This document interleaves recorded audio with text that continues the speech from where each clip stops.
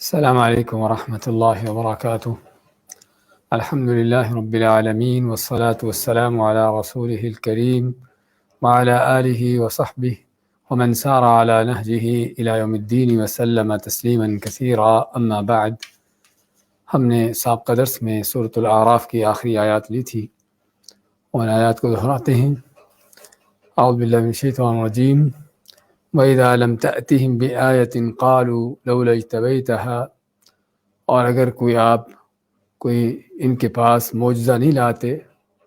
تو کہتے ہیں کہ کیوں نہ تو نے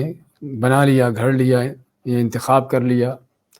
قُلْ إِنَّمَا أَتَّبِعُ مَا يُوحَى إِلَيَّ مِن رَبِّي، کہہ دیجئے کہ میں تو صرف اتباع کرتا ہوں اسی کی کہ جو میرے رب کی طرف سے وحی آتی ہے۔ هَذَا بَصَائِرُ مِن رَبِّكُمْ، یہ بصیرت کی دلیلیں ہیں تمہارے رب کی طرف سے۔ وہدن، اور ہدایت کا سرچشمہ ہے، یعنی یہ قرآن۔ ورحمہ، اور رحمت کا ذریعہ ہے۔ لقوم یؤمنون، اس قوم کے لیے جو ایمان رکھنے والے ہیں۔ اس میں بیان ہوا تھا کافروں کی ہٹ درمیاں اور ان کی کٹ حجتیاں، کہ جب آپ صلی اللہ علیہ وسلم کی جو حق ہے اس کا مقابلہ وہ کسی دلیل کے ساتھ نہیں کر سکے تو پھر وہ طرح طرح کی اس طرح کی باتیں چھوڑتے کہ آپ کو معجزہ لا کے دکھاؤ، کو معجزہ گھڑ کے دکھاؤ۔ تو اللہ تعالیٰ فرمایا کہ یہ قرآن جو ہے یہ ہے جو بصیرت کی دلیلیں ہیں جس کے اندر، اور ہدایت کا سرچشمہ ہے اور رحمت کا ذریعہ ہے اہل ایمان کے لیے۔ اور آپ صلی اللہ علیہ وسلم کا سب سے بڑا معجزہ یہ قرآن ہے، جس سے بیان ہوا تھا اس کے تفصیلاً۔ وَإِذَا قُرِئَ الْقُرْآنُ فَاسْتَمِعُوا لَهُ وَأَنصِتُوا، تو چنانچہ اس قرآن کا حق کیا ہے کہ جب قرآن کو پڑھا جائے، اس کی تلاوت کی جائے تو اس کو غور سے سنو اور خاموش ہو جاؤ۔ لَعَلَّكُمْ تُرْحَمُونَ، تاکہ تم پر رحم کیا جائے۔ بیان ہوا تھا اس آیت کا پس منظر کیا ہے کہ کافروں کا جو پراپیگنڈا تھا، ان کی سازش تھی کہ قرآن کو نہ خود آدمی سنے اور نہ دوسروں کو سنائی دے، تو اس کے یہ کہتے کہ قرآن کو سنو نہیں، اور جب قرآن پڑھا جائے تو خوب شور و غل کرو تاکہ کسی کو سنائی نہ دے۔ تو اس پر اللہ تعالیٰ نے ان کے اس پراپیگنڈے کا رد کرتے فرمایا کہ قرآن کو جب پڑھا جائے تو اس کو غور سے کان لگا کے سنو اور خاموش ہو جاؤ، اسی میں تم پر رحم ہے، کیونکہ ہدایت ملے گی اور قرآن دل میں اترے گا اور اللہ کی رحمتیں نازل ہوں گی۔ تو یہ ہے اس آیت کا اصل جو پس منظر ہے، لیکن بعض لوگوں نے اس آیت کو امام کے پیچھے فاتحہ پڑھنے کے حوالے سے اس کا بیان کر دیا، حالانکہ آیت مکی ہے کہ جبکہ کوئی جماعت کا تصور ہی نہیں تھا مسلمانوں کے ہاں۔ اور ویسے بھی رسول کریم صلی اللہ علیہ وسلم نے فاتحہ پڑھنے کے حوالے سے ایک نہیں بلکہ 10 احادیث میں اس کی تاکید فرمائی ہے، چاہے آدمی اکیلا ہو یا امام کے پیچھے ہو، اور فرمایا کہ اس کے بغیر نماز نہیں ہوتی۔ تو چنانچہ فاتحہ کا پڑھنا ہر نمازی کے لیے ضروری ہے، چاہے وہ کسی بھی حالت میں کیوں نہ ہو۔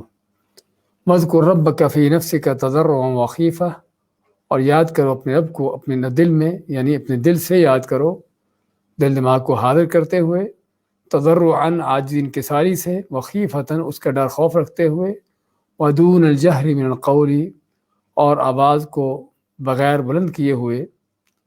بالغدو والآصال، صبح اور شام کے اوقات میں، ولا تکن من الغافلین، اور نہ ہو جاؤ تم غافلوں میں سے، کہ جس میں اللہ تعالیٰ کا ذکر کرنے کے آداب بیان ہوئے ہیں کہ اللہ کا ذکر کرتے ہوئے دل دماغ حاضر ہو، عاجزی انکساری ہو، اللہ کا ڈر خوف ہو، اور اس کو بلند آواز سے چیخ چلا کر کرنا بھی اس کے ادب کے خلاف ہے، اور یہ کہ اس کو صبح و شام یا ہر وقت اللہ کا ذکر کرتے رہنا چاہیے، اور یہ بھی معلوم ہو کہ اللہ کا ذکر نہ کرنا ہی غفلت ہے۔ ان الذین عند ربک، بے شک وہ ہستیاں یا فرشتے جو تیرے رب کے پاس ہیں، لا یستکبرون عن عبادتی، وہ اس کی عبادت سے تکبر نہیں کرتے، ویسبحونہ، اس کی تسبیح پاکی بیان کرتے ہیں، وَلَهُ یسجدون، اور صرف اسی کے لیے سجدہ ریز ہوتے ہیں، جس میں اللہ کے مقرر فرشتوں کا ان کی صفات بیان کی گئی ہیں کہ وہ ہر وقت اللہ کی اطاعت میں لگے ہوئے ہیں، اس کی عبادت ان کا ہر لمحہ ان کا کام ہے، اور اس کی تسبیحات اللہ کی بیان کرنا، اس کو ہر نقص سے، ہر کمزوری سے، ہر اس چیز سے پاک قرار دینا جو اللہ کی ذات کے لائق نہ ہو، اور اسی کے لیے وہ سجدہ ریز ہوتے ہیں۔ اور بیان کیا گیا تھا کہ قرآن کریم کا سب سے پہلا سجدہ ہے جس کو سجدہ تلاوت کہتے ہیں، اور اس طرح سے 15 سجدے ہیں قرآن کریم کے۔ تو اس سجدے کا جو سجدہ تلاوت ہے، اس کا حکم کیا ہے کہ یہ کرنا سنت ہے، کہ آدمی کے لیے سنت ہے کہ جب اس طرح کی آیت پڑھے تو سجدہ تلاوت کرے، لیکن یہ فرض نہیں ہے جس طرح کے بعد لوگوں نے اس کو فرض قرار دیا ہے۔ تو احادیث واضح ہیں اور صحابہ کرام کا عمل واضح ہے کہ انہوں نے اس سجدے کو سنت قرار دیا، سنت سمجھا۔ اس کے بعد ہم سورۃ الانفال شروع کرتے ہیں۔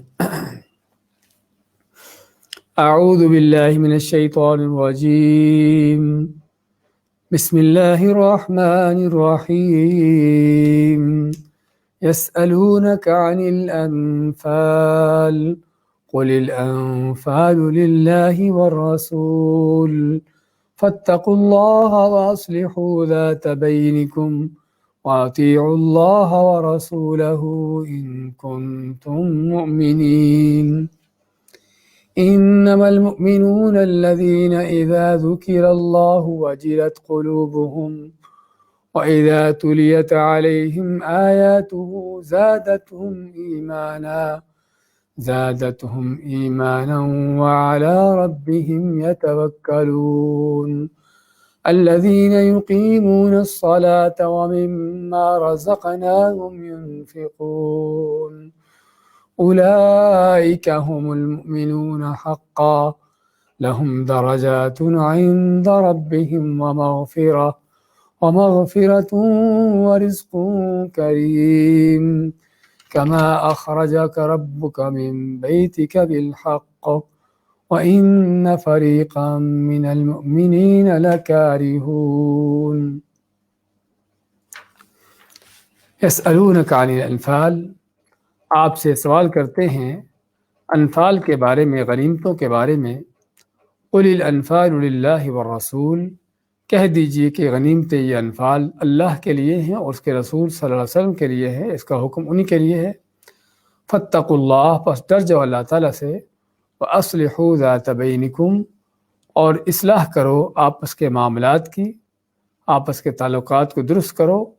وَأَطِيعُوا اللَّهَ وَرَسُولَهُ، اور اطاعت کرو اللہ کی اور اس کے رسول صلی اللہ علیہ وسلم کی۔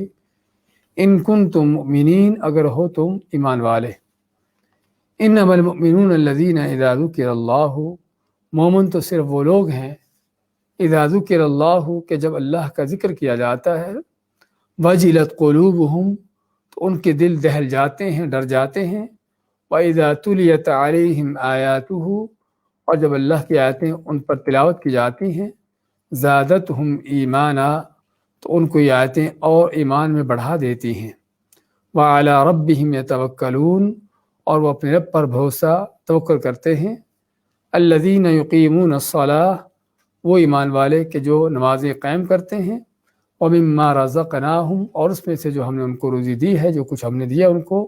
اس میں سے ینفقون، خرچ کرتے ہیں۔ اولئک هم المؤمنون حقا، یہی ہیں جو سچے مومن ہیں، حقیقی مومن ہیں۔ لہم درجات عند ربہم، ان کے بڑے اونچے درجات ہیں ان کے رب کے ہاں۔ ومغفرۃ، اور عظیم ان کی بڑی بخشش ہے، بہت بڑی اور عظیم بخشش ہے ان کے لیے۔ ورزق کریم، اور بڑا ہی باعزت روزی ہے، رزق ہے ان کے لیے۔ سورۃ الانفال کی آیت نمبر 1 سے 4 تک کی تلاوت اور ترجمہ پیش کیا گیا ہے۔ سورۃ الانفال مدنی صورتوں میں سے ہے، اور اس کا نزول جو ہے وہ جنگ بدر کے حوالے سے ہے، اور جنگ بدر یعنی اس صورت کا جو تاریخی پس منظر ہے وہ جنگ بدر کے ساتھ منسلک ہے، کہ جو اسلام اور کفر کا سب سے پہلا معرکہ تھا، اور جس معرکے میں اللہ نے اسلام اور مسلمانوں کو عظیم الشان فتح سے نوازا، اور کافروں کو اور ظالموں کو جو ہے وہ شکست فاش دی۔ تو یہ صورت جو ہے اس جنگ بدر کے بارے میں، اس کے حالات، اس کے واقعات، اس سے حاصل ہونے والے دروس و اسباق کا بیان کرتی ہے۔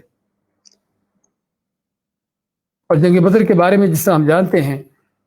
کہ سن 2 ہجری کو، ہجری کے دوسرے سال 17 رمضان کو پیش آئی،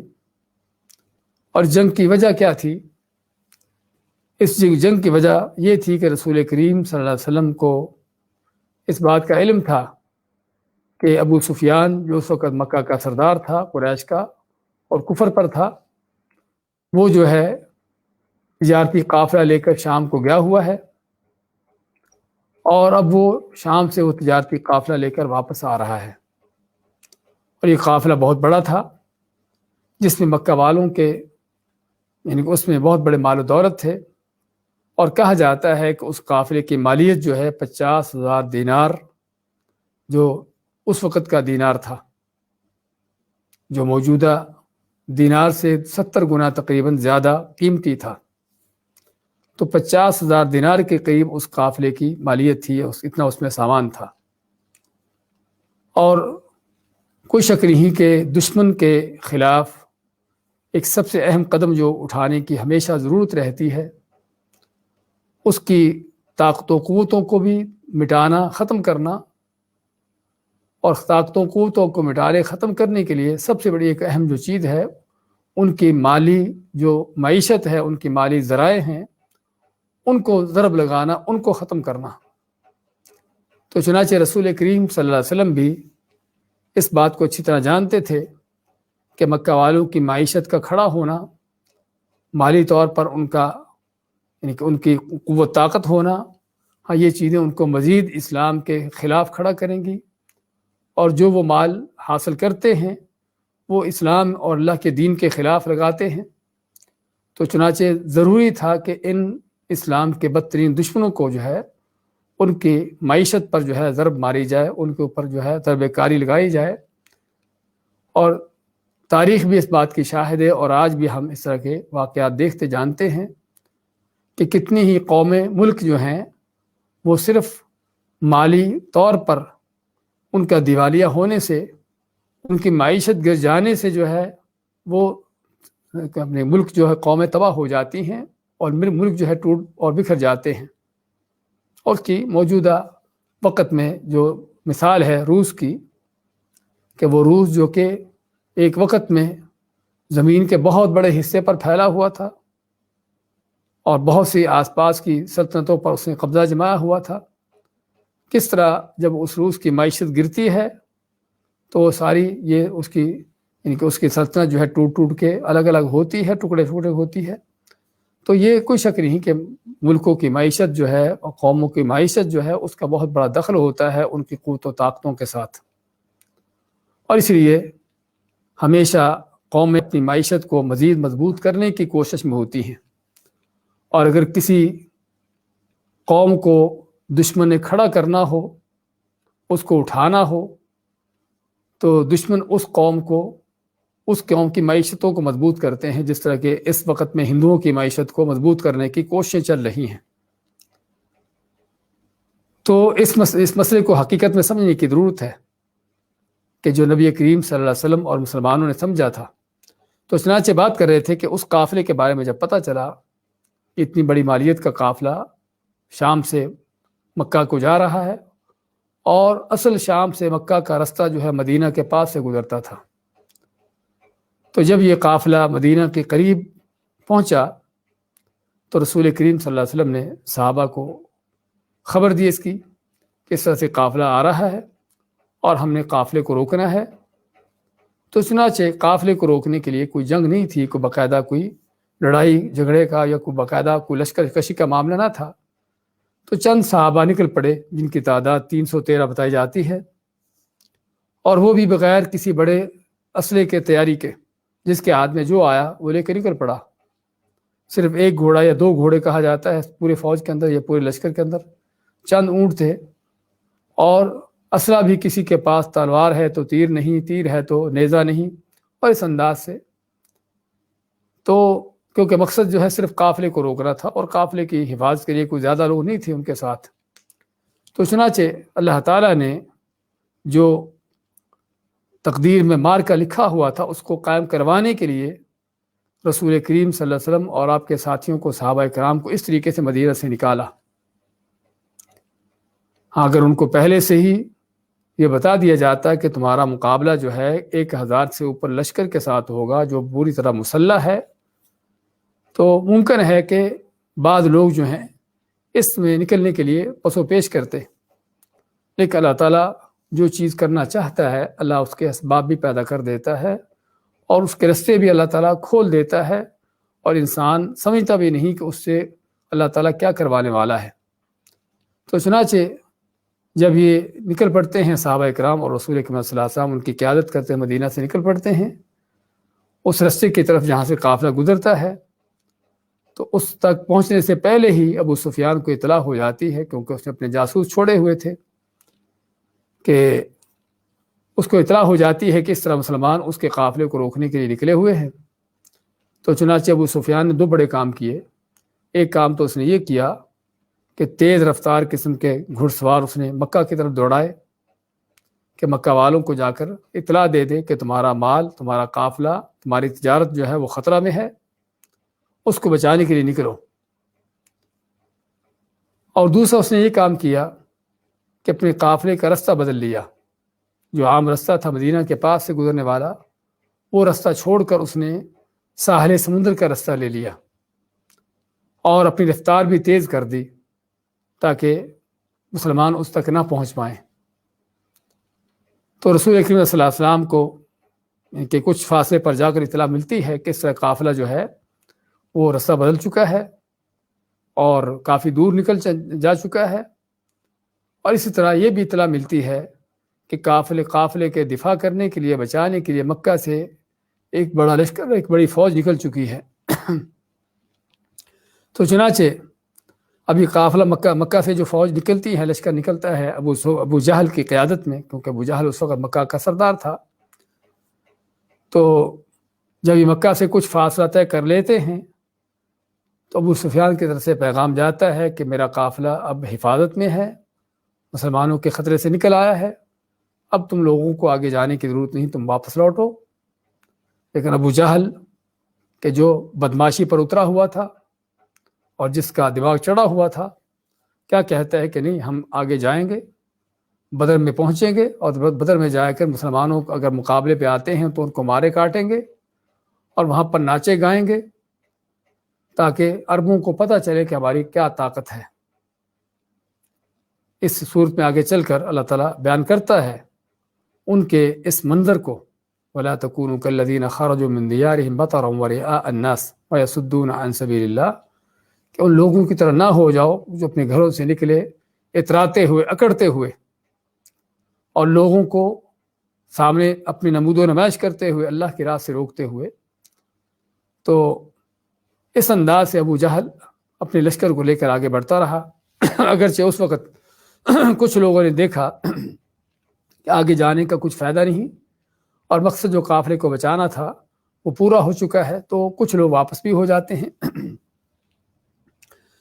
اب ہوتا یہی ہے کہ قافلہ تو نکل گیا مسلمانوں کے ہاتھ سے،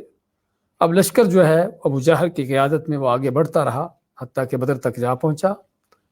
تو رسول کریم صلی اللہ علیہ وسلم نے صحابہ اکرام کو اس بات کی حقیقت واضح کی کہ قافلہ جس کو تم ہتھیانے کے لیے، جس کو روکنے کے لیے نکلے تھے، وہ تو اب تمہارے ہاتھ سے نکل چکا ہے، لیکن اللہ تعالیٰ نے وعدہ کیا ہے کہ تمہیں ایک میں سے 2 چیز ضرور دے گا، یا تو قافلہ دے گا، اگر قافلہ نہیں دیا تو اللہ تعالیٰ تم کو لشکر دے گا، یعنی اس پر فتح تم کو دے گا۔ اور یہ بہت بڑی بشارت، خوشخبری تھی کہ فوج کے لشکر کے اوپر، کافروں کے اتنے بڑے لشکر پر فتح مل جانا، ان نہتے مسلمانوں کو جو تعداد میں بہت تھوڑے تھے۔ تو اس وقت جو ہے کچھ لوگوں نے تو پسو پیش کی کہ اتنا بڑا لشکر ہے اور اتنی بڑی فوج ہے، ہم سے کئی گنا زیادہ ہے، اور ویسے بھی پوری طرح مسلح اور لیس ہے اسلحے سے، اور جبکہ ہم ان کے مقابلے میں بہت تھوڑے بھی ہیں اور پوری طرح مسلح بھی نہیں ہیں۔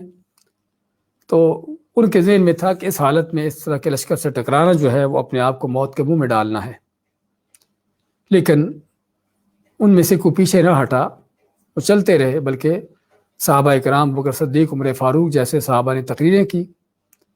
آپ صلی اللہ علیہ وسلم کو حوصلہ دلانے کے لیے، اور ان لوگوں کو جن کے دل میں تھوڑا بہت کو ڈر خوف بیٹھ رہا تھا ان کو ہمت دلانے کے لیے اسی طرح سعد بن معاذ رضی اللہ تعالیٰ عنہ جو انصار کے سرداروں میں سے تھے، مدینہ کے سرداروں میں سے، اور اس طرح مقداد بن الاسود رضی اللہ تعالیٰ عنہ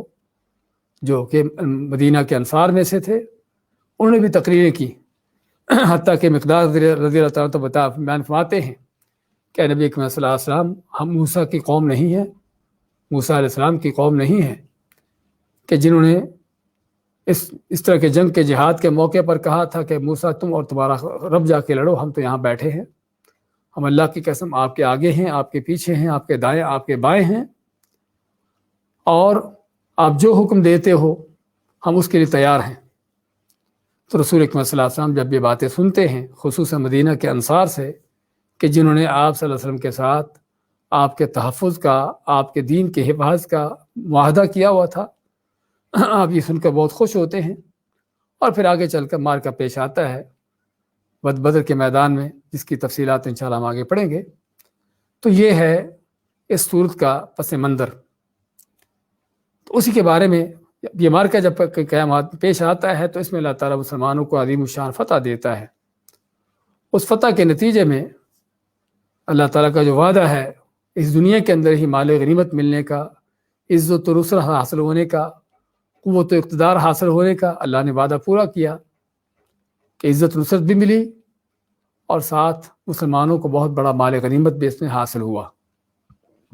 کیونکہ مکہ والے اپنے ساتھ ہر طرح کے لاؤ لشکر، اپنے لشکر کے ساتھ اسلحہ جات اور ہر طرح کی ضروریات ساتھ لے کر آئے تھے۔ اب جب ان کو شکست ہوتی ہے تو ہر چیز چھوڑ کر پھینک کر بھاگتے ہیں، تو یہ مسلمانوں کے ہاتھ میں مال غنیمت آیا۔ تو اس مال غنیمت کے حوالے سے پہلی آیت ہے اللہ تعالیٰ کا فرمان، یسألونک عن الانفال، کہ تم سے یہ لوگ سوال کرتے ہیں، یعنی آپ کے صحابہ سوال کرتے ہیں عن الانفال، انفال کے بارے میں، غنیمتوں کے بارے میں۔ انفال جمع ہے نفل کی، نفل فا کے اوپر زبر کے ساتھ، کہ جس کا معنی ہوتا ہے کسی چیز کا زائد ہونا، زیادہ ہونا۔ اس لیے فرضوں کے علاوہ باقی نمازوں کو کہا جاتا ہے نفل، کہ وہ زیادہ ہیں۔ اللہ تعالیٰ کا فرمان بھی رسول اکرم صلی اللہ علیہ وسلم کے حوالے سے، وَمِنَ اللَّيْلِ فَتَهَجَّدْ بِهِ نَافِلَةً لَكَ، اور رات کو آپ تہجد پڑھو۔ اس میں کیا ہے؟ یہ کیا ہے آپ کے لیے؟ نافلہ ہے، آپ کے لیے زیادہ نماز ہے، یعنی 5 فرض نمازوں سے زائد آپ کے لیے نماز ہے۔ تو نفل کے معنی کسی چیز کا زیادہ ہونا۔ تو نفل کے لفظ جو ہے اس کے مختلف استعمالات ہیں، مختلف معنی پر اس کو استعمال کیا جاتا ہے۔ تو سب سے بڑا اس کا استعمال جو ہے مال غنیمت کے طور پر ہوتا ہے، یعنی غنیمت کا مال، اس کو نفل کا نام دیا جاتا ہے، اور اس میں نفل کا اس کو نام دیا جانا زیادہ، جس کا معنی بنتا ہے لغوی طور پر، وہ زیادہ کیسے ہے کہ اصل تو جہاد کا مقصد اللہ کے کلمے کی سربلندی ہے، اجر و ثواب کا حصول ہے، عزت و نصرت کو حاصل ہونا ہے، اور یہ چیزیں حاصل ہو جاتی ہیں جہاد کرنے سے۔ لیکن اللہ تعالیٰ نے اس امت کے لیے خصوصاً مال غنیمت کو حلال کر کے یہ بھی ان کے لیے ایک تحفہ دے دیا، اجر بھی دے دیا، عزت و نصرت بھی دے دی، قوت و اقتدار بھی حاصل ہو گیا، اور پھر ایک تحفے کے طور پر زائد چیز دے دی، وہ کیا ہے؟ مال غنیمت، کہ کافروں سے لڑنے کے بعد جو مال ہاتھ میں آیا تھا، جس کو مال غنیمت کہا جاتا ہے، اس کو بھی مسلمان اس امت کے لیے جو ہے جائز اور حلال قرار دے دیا، جبکہ سابقہ قوموں کے لیے وہ حلال نہ تھا۔ اسی طرح نفل کا معنی آتا ہے کہ امیر یعنی لشکر جو ہے وہ یعنی کہ کسی خاص کارنامے پر کسی آدمی کو خاص طور پر کوئی انعام دے، یعنی کسی آدمی سے کوئی جو فوج میں لوگ شامل ہیں اس میں سے کوئی آدمی کو خاص کارنامہ کرتا ہے تو امیر لشکر جو ہے اس کو خصوصی طور پر کوئی انعام دیتا ہے، اسے بھی نفل کا نام دیا جاتا ہے۔ اسی طرح اگر کوئی مسلمان کسی کافر کو قتل کر دیتا ہے تو اصول یہ ہے کہ کافر کے اوپر اس کا لباس، اس سے متعلقہ جو چیزیں ہیں وہ اس قاتل کو، قتل کرنے والے مسلمان کو دی جاتی ہیں، جس کو عربی میں سلب کا نام دیا جاتا ہے، اور اسے بھی نفل کہا جاتا ہے، یہ بھی نفل ہے۔ اس طرح نفل کے استعمالوں میں سے یہ بھی ہے کہ جب کسی یعنی کہ کوئی جنگ ہو تو اس جنگ میں وہاں پر پہنچنے سے پہلے ہی کوئی دستہ آگے بھیج دینا کہ جس کا کوئی خاص کارروائی ہو، یا اس جنگ سے واپسی پر جنگ ختم ہونے کے بعد جو ہے وہ کوئی لشکر دستہ بھیج دینا کسی خاص کارروائی کے لیے۔ تو یہ دستہ جو جنگ سے پہلے یا جنگ کے بعد بھیجا جاتا ہے، امیر لشکر جو ہے اس کو بھی خاص طور پر جو ہے وہ دوسروں سے بڑھ کر ان کو انعام دیتا ہے، اور اس انعام کو بھی نفل کا نام دیا جاتا ہے۔ اور بلکہ یہ بھی کہا جاتا ہے کہ اگر کوئی امیر لشکر جو ہے اپنے لیے خاص طور پر کوئی چیز مال غنیمت میں سے اپنے لیے چن لے، اپنے لیے خاص کر لے، تلوار ہے، کوئی گھوڑا ہے، یا کوئی اسلحہ کچھ بھی ہے، تو اس کو اپنے لیے خاص کر لیتا ہے، جس کو صفی کا نام دیا جاتا ہے، تو یہ بھی نفل معنی میں آتا ہے۔ تو نفل کے جیسا بتایا کہ مختلف طرح کے استعمالات ہیں، اور یہاں پر جس نفل کا استعمال ہوا ہے وہ مال غنیمت کے طور پر۔ تو ماں کے یسألونک عن الانفال، تم سے سوال کرتے ہیں مال غنیمت کے بارے میں، انفال کے بارے میں۔ قل الانفال للہ والرسول، کہہ دیجئے کہ انفال یہ مال غنیمت اللہ کے لیے، اس کے رسول کے لیے ہے۔ اس کی ملکیت بھی اللہ اس کے رسول کے لیے ہے، اور اس کی تقسیم کا حق بھی، اس کے بارے میں حکم دینا بھی، یہ سبھی اختیارات صرف اللہ اور اس کے رسول صلی اللہ علیہ وسلم کو ہیں۔ کسی دوسرے شخص کو اختیار نہیں کہ اس کے بارے میں، اس مال غنیمت کے بارے میں خود اپنی طرف سے کوئی فیصلہ کرے۔ اور یہ سوال کرنے والے جسے بتایا ہے کہ صحابہ کرام۔ اور یہ سوال کیوں پیش آیا؟ سوال اس لیے پیش آیا کیونکہ جس طرح ہم نے بتایا ہے کہ بدر یہ اسلام اور کفر کا سب سے پہلا مارکہ تھا، کہ جو باقاعدہ جنگ، اور جس میں اللہ تعالیٰ نے مسلمانوں کو یہ مال غنیمت عطا کیا۔ اب ہوتا یہ ہے کہ جنگ جب کافر مغلوب ہوتے ہیں، بھاگتے ہیں، تو اس وقت مسلمانوں کے 3 حصے ہو جاتے ہیں، مسلمانوں کی فوج کے، ان کے لشکر کے 3 حصے ہو جاتے ہیں۔ ایک وہ گروہ تھا کہ جو ان بھاگتے ہوئے کافروں کا تعاقب کر رہے تھے، تعاقب کرتے ہوئے ان کو مزید بھگا رہے، اور ان کے پاس اگر کوئی مال لے کر اٹھا کے بھاگ رہے تھے تو وہ بھی تاکہ چھوڑ جائیں۔ تو ایک جو ہے گروہ یہ کام کر رہا تھا کہ بھاگنے والے کافروں کا پیچھا کرنا، ان کا تعاقب کرنا، اور دوسرا گروہ جو ہے وہ مال غنیمت جو میدان میں تھا اس کو اکٹھا کر رہا تھا، وہ جمع کر رہا تھا۔ اور ایک گروہ تیسرا تھا جو نبی کریم صلی اللہ علیہ وسلم کے آس پاس جمع تھے آپ کی حفاظت کے لیے، کیونکہ عام طور پر اس طرح کے موقعوں پر دشمن یعنی کہ بعض اوقات لوگ دشمن سے غافل ہو جاتے ہیں، بے پرواہ ہو جاتے ہیں، اور پھر دشمن کو موقع مل جاتا ہے کوئی نقصان کرنے کا، جس طرح جنگ احد میں ہوا۔ تو اس لیے بعض لوگ جو ہیں وہ رسول کریم صلی اللہ علیہ وسلم کے آس پاس آپ کا گھیرا کیے تھے آپ کی حفاظت کرنے کے لیے۔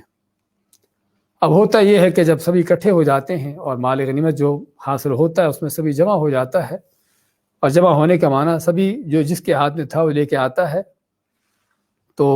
اب چونکہ اس سے پہلے مال غنیمت کے حوالے سے اللہ کی طرف سے کوئی تعلیمات نہ تھی کہ مال غنیمت کی تقسیم کیسے ہوگی،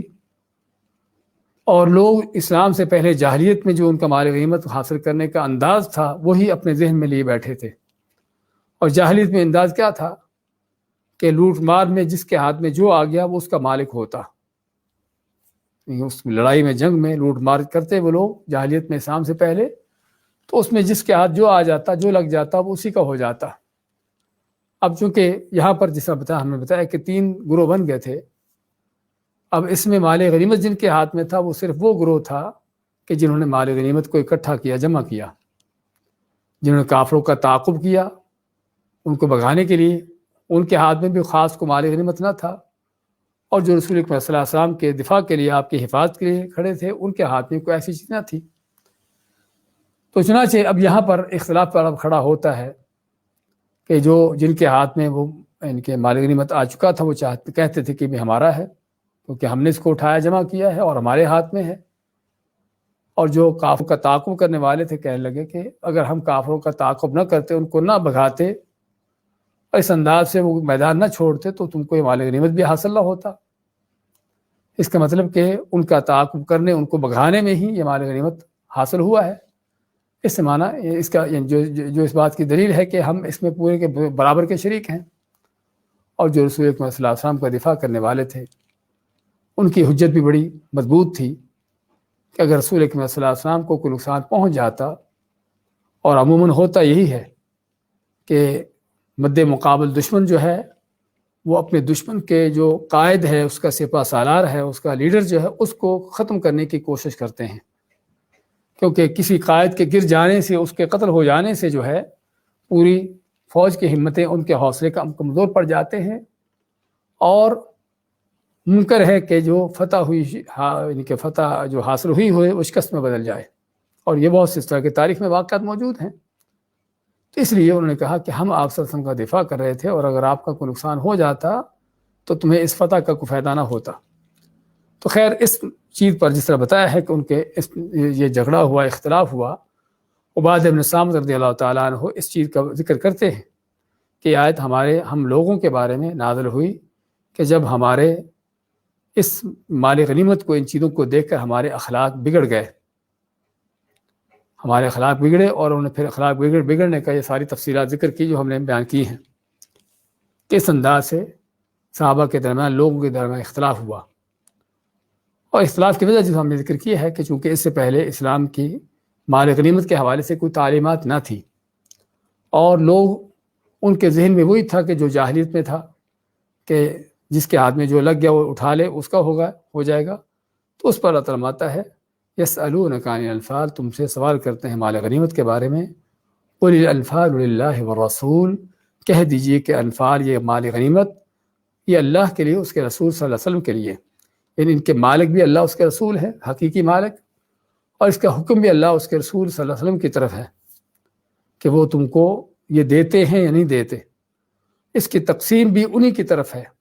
کہ وہ کیسے اس کی تقسیم کرتے ہیں۔ تو اس کی تقسیم کا طریقہ بھی، اس کا حکم بھی، اور اس کی ملکیت بھی اللہ کے، اس کے رسول صلی اللہ علیہ وسلم کے لیے ہے۔ اور یہ بیان کرنے کا مقصد لوگوں کے لیے واضح کرنا کہ تم جو خود ہی اس پر قابل ہو کے بیٹھ گئے ہو، اور خود ہی اپنے ذہن کے مطابق تم نے اس کی تقسیم کر لی ہے، تو یہ ایسا نہیں، بلکہ اللہ تعالیٰ کی طرف سے تو اب اللہ کے حکم کا انتظار کرو اور اللہ کے حکم پر چلو۔ اور اسے آگے چل کے پھر اللہ نے اس کی تقسیم کا طریقہ بھی بیان کیا ہے، تمہارا کہ اللہ اس کے رسول کے لیے ہے، اس کا حکم بھی، اس کی ملکیت بھی، اور اس کی تقسیم کا طور طریقہ بھی۔ فاتقوا اللہ واصلحوا ذات بینکم، تو چنانچہ جب مال غنیمت، ان چیزوں کا حکم اللہ کی طرف ہے، اسی کے حکم کے ساتھ اس کی تقسیم ہے، تو پھر تم اللہ سے ڈر جاؤ، اور اپنے معاملات کی، آپس کے معاملات کے تعلقات کی اصلاح کرو۔ وَأَصْلِحُوا ذَاتَ بَيْنِكُمْ، اصلحوا، اصلاح کرو، ذات بینکم، آپس کے تمہارے جو معاملات ہیں ان کی، کہ اس مال کی وجہ سے تمہارے اندر جو اختلاف پیدا ہو گیا ہے، یہ جھگڑا آ گیا ہے، اس چیز کو ختم کرو۔ اور واقعی دنیا اور مال و دولت، اس کی حقیقت یہی ہے کہ بعض اوقات پورے گھر کے افراد، بہن بھائی ایک ساتھ ہوتے ہیں، محبتیں ہوتی ہیں، اور ایک دوسرے کے لیے ہمدردیاں اور ہر طرح کے تعلقات مضبوط ہوتے ہیں، لیکن جب جائیداد کی تقسیم کا وقت آتا ہے، یا کوئی اس طرح کے مال کی تقسیم کا وقت آتا ہے، تو وہیں پر پھر وہ کس انداز سے ان کے درمیان نفرتیں، دشمنیاں اور عداوتیں پیدا ہو جاتی ہیں۔ اور اسی ضمن میں ایک استاد اپنے شاگردوں کے ساتھ جا رہا تھا، تو رستے میں دیکھا کہ کتے ایک دوسرے کے ساتھ کھیل کود کر رہے ہیں۔ تو کچھ دیر کے بعد وہ اپنے شاگردوں کے ساتھ واپس آیا، تو کیا دیکھتا ہے کہ کتوں کو مردار مل گیا ہے، کہ جس مردار کو کھانے میں ایک دوسرے سے لڑ رہے ہیں، وہی کتے کہ جو کچھ دیر پہلے ایک دوسرے کے ساتھ کھیل کود رہے تھے، اب جو ہے جب مردار مل گیا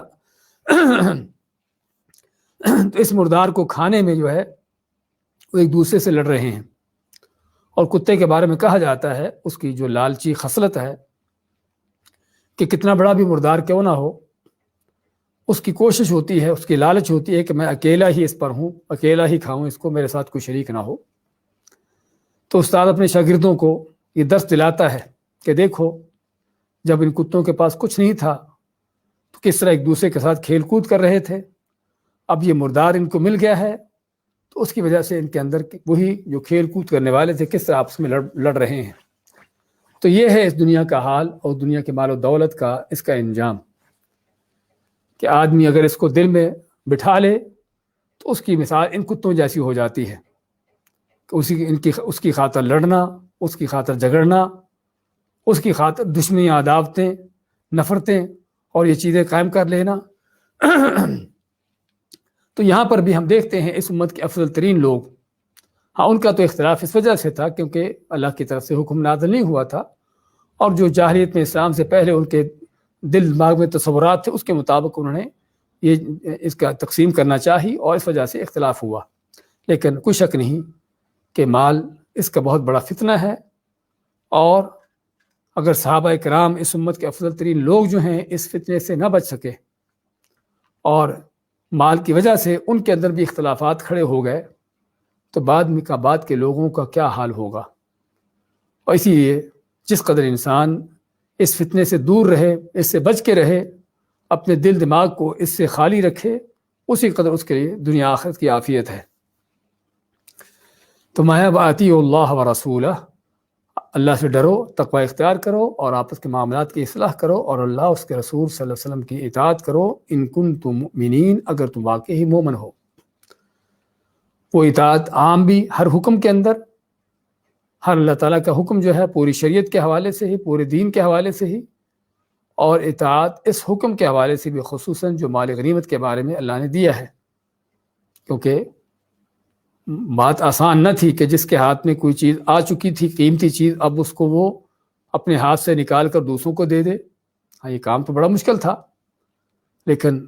اللہ تعالیٰ اس کے رسول صلی اللہ علیہ وسلم کی سچی اطاعت جو ہے انسان کو صرف اتنی سی چیز نہیں بلکہ پوری دنیا بھی اس کے پاؤں کے ٹھوکر، اس کے انگوٹھے کے ٹھوکر پر ہوتی ہے، کہ جب اللہ اس کے رسول کی اطاعت کا حکم آ جاتا ہے تو پھر انسان نہیں دیکھتا کہ اس کے کیا مفادات قربان ہوتے ہیں، اور کیا اس کی مصلحتیں چھوٹتی ہیں،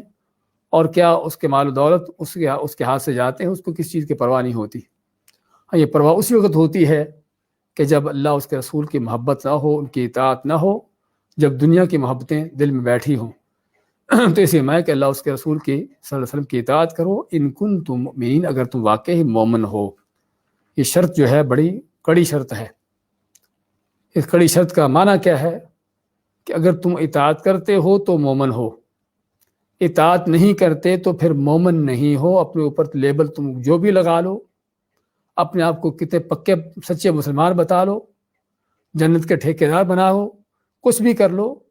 جب تک اللہ اس کے رسول صلی اللہ علیہ وسلم کی اطاعت نہیں ہے، ایمان نہیں ہے۔ اور یہ آیت جسے بتایا ہے کہ بڑی معنی خیز ہے، بات کسی صرف کافر کی نہیں ہو رہی کہ جو اللہ اس کے رسول کا انکار کرتا ہے، بات سب سے پہلے ان لوگوں کی ہے، ان اسلام کے دعوے داروں کی ہے کہ جو اسلام کے دعوے دار ہونے کے باوجود، کلمے پڑھنے کے باوجود بھی جب اللہ اس کے رسول صلی اللہ علیہ وسلم کی بات آتی ہے تو اپنی منمانیاں کرتے ہیں، جب اللہ اس کے رسول صلی اللہ علیہ وسلم کے احکام آتے ہیں تو اپنے بڑوں کو کھڑا کر دیتے ہیں، ان کی باتوں کو لے آتے ہیں، ان کی اندھی تقلید، ان کے دین، ان کے بتائے ہوئے قول، ان کی بتائی باتوں پر چلنا شروع ہو جاتے ہیں، تو اللہ مانتا ہے کہ یہ مومن نہیں ہے۔ اور اس بات کو صرف یہیں پر نہیں بلکہ اللہ نے بہت سی جگہوں پر دہرایا ہے، اس غلط فہمی کو دور کرنے کے لیے کہ کوئی یہ نہ سمجھے کہ میں کلمہ پڑھ کے پکا مسلمان ہو گیا، اب جنت میرے لیے ہے، جب تک اس کلمے کے تقاضے پورے نہ ہوں گے، اللہ اس کے رسول صلی اللہ علیہ وسلم کی سچی اطاعت نہ ہوگی، کہ جس اطاعت کی بنیاد پر انسان اپنی خواہشات، اپنی منمانیوں کو چھوڑے اور اللہ اس کے رسول کے مقابلے میں کسی کو لا کر کھڑا نہ کرے۔ ہاں، یہ وہ اطاعت جب تک نہیں اس وقت تک ایمان نہیں ہے۔ انما المؤمنون الذین اذا ذکر اللہ وجلت قلوبہم، اس کے بعد اللہ تعالیٰ سچے مومنوں کی نشانیاں بیان کرتا ہے، اور اللہ نے اس آیت میں ان آیتوں میں 5 نشانیاں بیان کی۔ فرمایا انما المؤمنون، اور انما کا لفظ آتا ہے کسی چیز کو محدود کرنے کے لیے، خاص کرنے کے لیے، کہ صرف اور صرف مومن وہ لوگ ہیں، ان کے علاوہ کوئی دوسرے نہیں ہیں۔ الذین، کون؟ اذا ذکر اللہ وجلت قلوبہم، ان کی پہلی نشانی یہ ہے کہ جب اللہ کا ذکر ہوتا ہے ان کے پاس، اللہ کا بیان ہوتا ہے، اللہ کا نام آتا ہے، ان کو اللہ کی یاد دلائی جاتی ہے، وجلت قلوبہم، ان کے دل دہل جاتے ہیں، کانپ جاتے ہیں، ڈر جاتے ہیں۔ ہاں، جب کہا جائے کہ اللہ کا حکم یہ ہے، اللہ نے یہ فرمایا ہے، اللہ نے یہ فیصلہ کیا ہے، تو اگر دل میں سچا ایمان ہے تو آدمی کے اپنے ذاتی جو خیالات تصورات فوراً ہی ختم ہو جاتے ہیں، جو اوروں کی باتیں اس کے دل دماغ میں آئی ہوتی ہیں فوراً نکل جاتی ہیں، وہ سارے وہم و توہمات جو ہے وہ سارے کافور ہو جاتے ہیں۔ کس لیے؟ اللہ کی بات آ گئی، اللہ کا حکم آ گیا۔ اور یہی انداز تھا صحابہ کرام کا۔ صحابہ کرام چاہے وہ مسلمانوں کے خلیفہ بھی کیوں نہ ہو، اللہ کی بات آ جاتی، اللہ نے یہ فرمایا ہے، اللہ کا یہ فیصلہ ہے، آگے سے فوراً ان کا سر جھک جاتا اور اپنی ساری باتیں ان کی ختم ہو جاتی۔ تو یہ ہے ایک مومن مسلمان کی پہلی نشانی اور جو حقیقی نشانی ہے۔ اور اس کا معنی یہ ہوا کہ اگر کوئی اللہ کی بات آنے کے باوجود بھی اپنی باتیں پھر بھی چلاتا ہے، اللہ کا حکم آنے کے باوجود پھر بھی اوروں کے حکموں کو لاتا ہے، ہاں پھر وہ مومن نہیں ہے۔ تو ایک جملہ جو ہے حقیقت میں اس آیت کا، ان آیات کا ہم کو سکھاتا ہے کہ ایمان کیا ہوتا ہے۔ ایمان صرف باتوں کا نام نہیں، دعووں کا نام نہیں ہے۔ ایمان عمل ہے، کردار ہے کہ جو انسان سے ظاہر ہوتا ہے۔ تو یہاں پر سب سے پہلے نشانی کیا ہے؟ الذین اذا ذکر اللہ وجلت قلوبہم، جب اللہ کا نام آتا ہے، اللہ کی یاد آتی ہے، اللہ کا یاد دلایا جاتا ہے، تو ان کے دل کانپ اٹھتے ہیں، دل دہل جاتے ہیں، ڈر جاتے ہیں اللہ کے ڈر سے، اس کے خوف سے کہ کس اللہ کا حکم ہے، کس اللہ کی بات ہے، اس کی عظمت، اس کی ہیبت، اور پھر اس کی مخالفت کرنا ان کے لیے ممکن نہیں ہوتا۔ ہاں، مخالفت وہی کرتا ہے کہ جو دل سے بے ایمان ہو، کہ جس کے دل میں کوئی اللہ کا ڈر خوف نہ ہو، چاہے وہ کتنی بھی تسبیحیں لمبی پھیرتا ہو، کتنا بھی اس کی کمر جھکی کیوں نہ ہو عاجزی انکساری سے، لیکن حق آنے پر اکڑ جائے، اس کو نہ مانے۔ اصل متکبر یہی ہے۔ وَإِذَا تُلِيَتْ عَلَيْهِمْ آيَاتُهُ زَادَتْهُمْ ایمانا، دوسری نشانی یہ ہے کہ جب اللہ تعالیٰ کی آیتیں ان کو پڑھ کر سنائی جاتی ہیں، اللہ کی آیتوں سے مراد چاہے وہ قرآن کریم کی آیات ہوں، چاہے وہ اللہ تعالیٰ کے احکامات ہوں، اس کی شریعت سے متعلقہ احکامات ہوں، اللہ کی عظمت کی نشانیاں ہوں، کچھ بھی ہوں، اللہ تعالیٰ کی طرف سے آنے والی باتیں، اللہ کی طرف سے ملی ہوئی تعلیمات جب ان کو پڑھ کر سنائی جاتی ہیں، زادتہم ایمانا، تو یہ آیتیں ان کے ایمان کو اور بڑھا دیتی ہیں۔ اللہ کی آیتیں سن کر، اللہ کی آیتیں جب پڑھی جاتی ہیں تو ایمان بڑھ جاتا ہے۔ ایمان کیسے بڑھتا ہے؟ اس بات کی دلیل ہے کہ ایمان بڑھنے کے پیچھے کچھ حقیقت ہے کہ سننے والا کس انداز سے اللہ کی آیتوں کو سن رہا ہے، کس کھلے دل کے ساتھ اور کس سمجھنے والے دماغ کے ساتھ اللہ تعالیٰ کی ان آیتوں کو سمجھ رہا ہے، کہ صرف کانوں کی حد تک وہ آیتیں نہیں ٹکرا رہی، بلکہ وہ دل میں اترتی ہیں، ان کو سمجھا جاتا ہے، ان پر غور و فکر کیا جاتا ہے کہ اللہ کا حکم کیا ہے، اللہ نے کس چیز کی تعلیم دی ہے، اللہ نے کیا چیز طلب کی ہے، کس چیز سے روکا ہے۔ تو اللہ تعالیٰ کی آیتیں اس انداز سے سنتے ہیں کہ ان کو سننا، ان کو سمجھنا، ان پر غور و فکر کرنا اور اس پر عمل پیرا ہونا، کہ جو صحابہ کرام کا منہج تھا کہ جب ان پر اللہ تعالیٰ کی آیتیں پڑھی جاتی ہیں تو ان کا ایمان زیادہ کر دیتی ہیں۔ تو ہاں، اس طرح سے ایمان زیادہ ہوتا ہے کہ پہلی بات تو اللہ کی آیتوں کو سننے کے لیے وقت نکالنا، ان کو کان لگا کے سننا اور سن کر ان کو سمجھنا، ان پر غور و فکر کرنا، اس کے اندر اللہ تعالیٰ کے احکامات کو جاننا کہ اللہ کے حکم کیا ہے، اللہ کی کیا دی ہوئی تعلیمات ہیں، ان کو جاننا،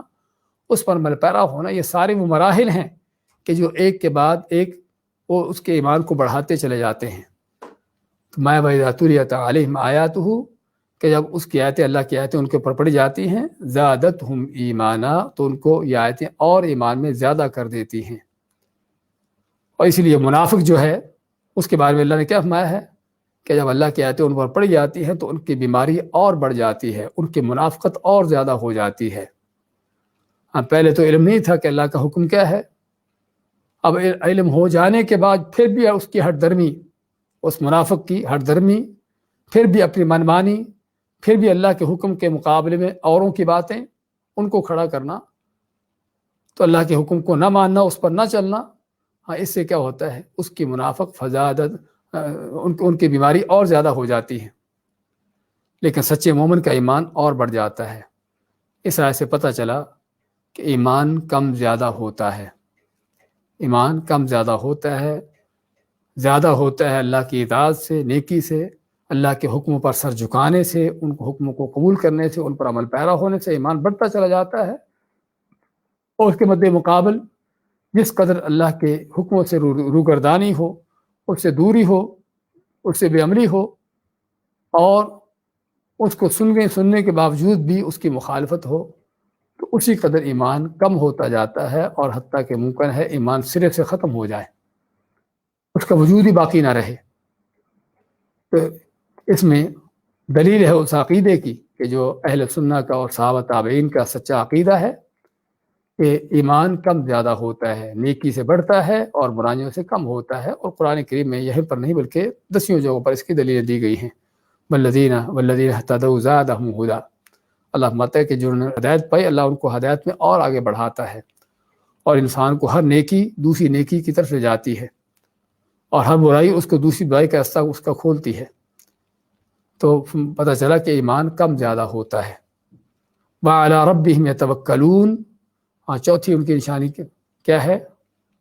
پہلی نشانی اللہ کی آیتوں کو سن کر، اللہ کا ذکر سن کر دل کانپ اٹھنا، اللہ کی آیتیں سن کر ایمان کا بڑھنا، اور تیسری نشانی وَعَلَىٰ رَبِّهِمْ يَتَوَكَّلُونَ، کہ اپنے رب پر توکل بھروسہ کرتے ہیں۔ اپنے رب پر توکل بھروسہ کرنے کا معنی کہ اسباب اختیار کرتے ہیں کسی بھی کام کو کرنے کے لیے، اور سب سے بڑا یہی کام جس کام کے لیے صحابہ نکلے ہوئے ہیں، اللہ کے دین کے غلبے کا، جہاد کا کام، نکلے ہیں گھروں سے، اسلحہ جو تھوڑا بہت لیا ہے وہ پاس ہے، اس کو لے کر اللہ کے یعنی کہ رستے میں نکلے ہیں، اور میدان سجا دیا ہے، کفر کے مقابلے میں کھڑے ہو گئے ہیں۔ یہ اسباب ہیں، لیکن ان اسباب کے ساتھ ساتھ اللہ پر توکل ہے، اس پر یقین ہے کہ فتح نصرت اس کے ہاتھ میں، اسی کی طرف سے ہے۔ تو یہ ہے جو اہل ایمان کا، سچے مومنوں کی نشانی ہے کہ ان کو اپنے ذاتی اعمال پر، اپنی ذاتی ذرائع اسباب پر کوئی توکل نہیں ہوتا، ان کا اپنی قوت بازو پر اعتماد نہیں ہوتا، ان کا اپنی ذہانتوں پر اور اپنے جو فنون و علوم ہیں ان پر ان کا اعتماد نہیں ہوتا۔ ہاں، یہ چیزیں وہ لیتے ہیں جہاں تک ممکن ہو، حاصل کرتے ہیں، دشمنوں کے خلاف تیاریاں کرتے ہیں، لیکن اصل اعتماد جو ہے وہ اللہ کی ذات پر ہے۔ وَمَن نَّصْرُ إِلَّا مِنْ عِندِ اللَّهِ، کیونکہ مدد نصرت صرف اللہ کی طرف سے ہے۔ تو اس لیے ان کا اللہ پر توکل ہوتا ہے، کہ جس میں ان کے ایمان کی سچائی بھی آتی ہے کہ کس قدر ان کی خالص توحید ہے، خالص ایمان ہے، کہ اللہ سے ہٹ کر اوروں کو نہیں دیکھتے کہ کون ہمیں فائدہ دے گا، کس سے ہم کو کیا ملے گا۔ چوتھی نشانی الذین یقیمون الصلاۃ، کہ جو نمازوں کو قائم کرتے ہیں۔ سچے مومن کی نشانی نمازوں کو قائم کرنا، اور قائم کا لفظ جب آتا ہے تو اس میں نماز کے سارے وہ جو لوازمات ہیں نماز سے متعلقہ سبھی کو پورا کرنا، کہ نمازوں کو ان کے اوقات پر پڑھنا، 5 نمازیں ہی ادا کرنا، اللہ کے لیے خالص ہو کر، سنت کے مطابق، دل دماغ کو حاضر کر کے، جماعتوں کے ساتھ مل کر، اور اس کے سارے شروط، واجبات، سنتیں، جو بھی طور طریقے ہیں اس میں سبھی کو یعنی کہ لاتے ہوئے، سبھی کے اوپر عمل کرتے ہوئے، یہ نماز جو ہے یہ ہے کون سی، کہ جو نماز قائم ہے، جو نماز قائم ہوتی ہے۔ اور اگر پڑھ لی، کوئی چھوڑ دی، کوئی جماعت سے ہٹ کر، اور کوئی اہتمام نہیں، تو یہ نماز قائم نہیں ہے، کہ جو اللہ کا حکم ہے۔ اور اللہ نے جہاں بھی نماز کے بارے میں حکم دیا ہے 2 ہی لفظ استعمال کیے ہیں، یا تو قائم کرنے کا اور یا پھر حفاظت کرنے کا۔ وَمِمَّا رَزَقْنَاهُمْ يُنْفِقُونَ، اور ہم نے ان کو جو دیا ہے مال و دولت، جو ان کو دنیا کے وسائل دیے ہیں، وَمِمَّا رَزَقْنَاهُمْ، اس میں مال دولت نہیں بلکہ جو بھی اللہ فرماتا ہے ہم نے ان کو دیا ہے، مال و دولت ہو، قوت طاقت ہو، کوئی عزت ہو، منصب ہو، عہدہ منصب ہو، اور کوئی چیز ہے کہ جس سے آدمی دوسروں کو فائدہ دے سکتا ہو، تو اللہ فرماتا ہے کہ جو ہم نے ان کو دیا ہے اس کو خرچ کرتے ہیں، اللہ کی راہ میں لگاتے ہیں، بندوں کی مدد کے لیے، بندوں کی یعنی کہ فائدے کے لیے اس کو استعمال کرتے ہیں۔ اولئک هم المؤمنون حقا، اللہ نے 5 نشانیاں بیان کرنے کے بعد فرمایا کہ یہ ہیں جو سچے مومن ہیں، یہ ہے جو مومن حق ہیں۔ اور اس کا معنی کہ جس کے اندر یہ صفتیں نہیں ہیں، یا ان صفتوں میں کچھ صفتیں نہیں ہیں، ایک صفت بھی نہیں ہے، تو وہ پھر سچا مومن نہیں ہے۔ اور واقعی حقیقت میں دیکھا جائے تو اس آیت نے، ان نشانیوں نے وہ ساری عقیدے ایمان کے لحاظ سے بھی، عمل اور ایک کردار کے لحاظ سے بھی سبھی چیزوں کو جمع کر لیا ہے۔ تو میں کہ یہی ہے وہ لوگ ہیں جو سچے مومن ہیں۔ لہم درجات عند ربہم ومغفرۃ ورزق کریم، ان کے لیے درجات ہیں، بہت عظیم درجات، کیونکہ لفظ کا نکرہ آنا یہاں پر ان درجات کے بڑا ہونا، اور ان کی عظمت کی دلیل ہے کہ ان کے لیے بہت بڑے بہت عظیم درجات ہیں ان کے رب کے ہاں۔ ان کے رب کے ہاں کا لفظ بھی دو معنی دیتا ہے، ایک تو یہ کہ ان کے رب کے ہاں یہ درجات ان کو ملنے یقینی ہیں، کیونکہ اللہ کے پاس اگر اللہ کی طرف سے ملنے والے ہیں تو اس میں کوئی شک نہیں ہونا چاہیے، اور دوسری بات کہ اللہ کی طرف سے جو یہ درجات ملنے والے ہیں کوئی معمولی سے دنیا کے درجات نہیں، بلکہ وہ بہت بڑے درجات ہیں، اور مغفرت اور بڑی عظیم بخشش ہے ان کے لیے، مغفرت ہے ان کے لیے، ورزق کریم اور بہت عمدہ رزق ہے۔ یہاں پر مغفرت کا ذکر آنا اولئک هم حقاً کے ساتھ، کہنے والا کہے گا کہ سچے مومن ہیں تو پھر بخشش ان کی کس چیز کی؟ سچا مومن ہے تو ظاہری بات ہے وہ تو اس کا پھر گناہ ہونا نہیں چاہیے کوئی، لیکن مغفرت ان کا لفظ اس بات کا اشارہ کرتا ہے کہ سچے مومن ہونے کے باوجود بھی غلطیاں سرزد ہو جانا ممکن ہے اور ہوتی ہیں، اور اس لیے کوئی بھی انسان غلطی سے پاک نہیں ہے، تو مغفرت اس لیے ہے ان کے لیے بہت بڑا درجات بھی ہیں اور بہت بڑے ان کے لیے بخشش مغفرت بھی ہے، ورزق کریم اور ان کے لیے بڑی عمدہ روزی ہے، پاکیزہ حلال روزی ہے اور باعزت کی روزی ہے، دنیا کے اندر بھی اور آخرت میں بھی، کہ دنیا کے اندر بھی ایک سچے ایمان کے ساتھ اللہ تعالیٰ اپنے مومن بندے کے لیے کیا حلال کے رستے اس کے لیے کھولتا ہے اور حلال کے رستوں سے اس کے روزیاں مہیا کرتا ہے جہاں سے وہ اس کی یعنی کہ سوچ فکر بھی نہ ہو، اور آخرت میں بھی آدمی جب اللہ کی راہ میں خرچ کرتا ہے، یہ پانچوں صفات اپناتا ہے، تو اللہ تعالیٰ پھر آخرت میں بھی اس کے لیے جو اللہ نے عمدہ رزق تیار کیا ہوا ہے وہ ہمیشہ کی جنت کہ جو اللہ نے اپنے مومن بندوں کے لیے میزبانی کے طور پر تیار کی ہے، وہ ہے جو رزق کریم ہے۔ تو یہ ہیں مومنوں کی 5 بڑی صفات کہ جن کو صرف پڑھنے کی نہیں، صرف سننے کی نہیں، بلکہ پڑھ سن کر اس کو اپنانے کی ضرورت ہے۔ دوبارہ دیکھیں آج کیا آتے ہیں، یسألونک عن الانفال، آپ سے سوال کرتے ہیں انفال کے بارے میں، غنیمتوں کے بارے میں، قل الانفال للہ والرسول، کہہ دیجئے کہ غنیمتیں اللہ کے لیے ہیں اور اس کے رسول صلی اللہ علیہ وسلم کے لیے ہیں، اس کا حکم بھی اس کی تقسیم بھی ان کے لیے ہے، ان کی طرف سے ہے۔ فاتقوا اللہ، پس ڈر رہو اللہ تعالیٰ سے، اصلحوا ذات بینکم، اور آپس کے معاملات کی اصلاح کرو، واطیعوا اللہ ورسولہ، اور اطاعت کرو اللہ کی اور اس کے رسول صلی اللہ علیہ وسلم کی، ان کنتم مؤمنین، اگر واقعی تم ایمان والے ہو۔ انما المؤمنون الذین، سچے مومن تو صرف وہ لوگ ہیں، الذین اذا ذکر اللہ وجلت قلوبہم، کہ جب ان کے ہاں اللہ کا ذکر ہوتا ہے، اللہ کی بات آتی ہے، اللہ کا نام لیا جاتا ہے تو ان کے دل کانپ جاتے ہیں۔ وَإِذَا تُلِيَتْ عَلَيْهِمْ آيَاتُهُ، اور جب ان کے اوپر اللہ تعالیٰ کی آیتیں پڑھ کر سنائی جاتی ہیں، زادتہم ایمانات، ان کو زیادہ کر دیتی ہیں ان کے اپنے ایمان میں، وَعَلَىٰ رَبِّهِمْ يَتَوَكَّلُونَ، اور اپنے رب پر توکل بھروسہ کرتے ہیں،